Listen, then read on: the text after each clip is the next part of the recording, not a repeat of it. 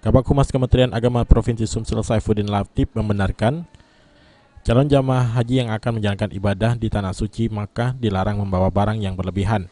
Di Kloter 16, Saifuddin mendapati ada calon jemaah yang membawa barang-barang berlebihan di dalam tas bawaan yang digandeng, di antaranya senjata tajam seperti gunting, bahkan ada jemaah yang membawa jengkol di dalam kantong kresek yang juga bibit tanaman. Calon jamaah haji hanya diwajibkan membawa barang yang dibutuhkan seperti baju ihram dan juga kebutuhan sholat. Kalau ada barang yang memang dibutuhkan calon jamaah haji harus diletakkan di dalam bagasi, disesuaikan dengan jumlah barang bawaan.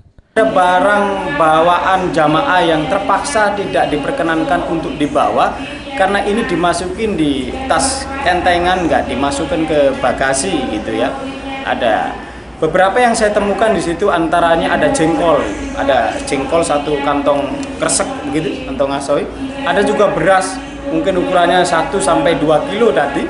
Kemudian ada juga abon satu galon seperti itu, dan beberapa air mineral, beberapa bedak-bedak kecantikan gitu, dan benda-benda tajam seperti gunting terpaksa tidak bisa diperkenankan dibawa. Oleh karena itu, melalui kesempatan ini kita mengimbau kepada jamaah masih tersisa 3 kloter ini untuk tidak membawa barang-barang yang memang tidak diperkenankan untuk dibawa. Dan ada barang-barang yang boleh untuk dibawa, tapi silakan dimasukkan di bagasi, tidak di tas tentengan yang dibawa itu. Seperti itu. Ade Sunandar, PAL TV.